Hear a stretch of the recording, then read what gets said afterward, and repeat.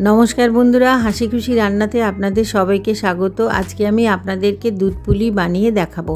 ভিডিওটা প্রথম থেকে শেষ অবধি দেখবেন। ভালো লাগলে অবশ্যই চ্যানেলটিকে সাবস্ক্রাইব করবেন, লাইক করবেন আর শেয়ার করে দেবেন। এখানে আমি 1 গ্লাস ময়দা আর 1 গ্লাস চালগুঁড়ি নিয়ে নিয়েছি আর দেব সামান্য নুন। এবার উষ্ণ জলে এটাকে ভালো করে আমি মেখে নেব। অল্প অল্প জল দিয়ে এই মিশ্রণটাকে মাখতে হবে।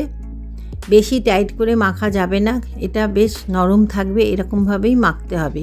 বেশি টাইট করলে পিঠেগুলো শক্ত হয়ে যাবে। দেখুন এই রকম নরম থাকবে, এইভাবেই চালগুঁড়ি আর ময়দাটাকে ভালো করে মেখে নিতে হবে। আমি এখানে একটা নারকেলকে গুড় দিয়ে পাক দিয়ে আগে থেকে তৈরি করে রেখেছিলাম। এবার ওই ময়দা থেকে একটা ছোট করে লেচি কেটে ভালো করে একটা বাটি মতো বানিয়ে নিতে হবে।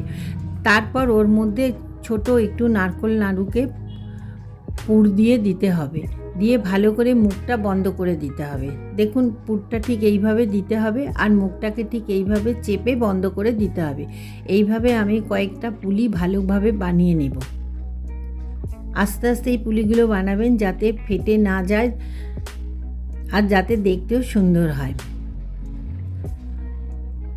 কড়াতে আমি দুধটা অনেকক্ষণ আগে থেকেই জাল দিয়ে রেখেছিলাম। দেখুন দুধটা বেশ ভালো ঘন হয়ে গেছে। এর মধ্যে আমি দিয়ে দেবো পাটালি।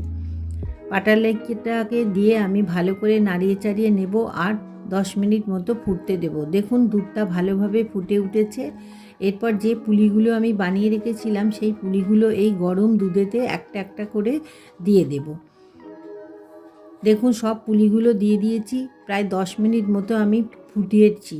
এই পুলিগুলো পুরো তৈরি হয়ে গেছে।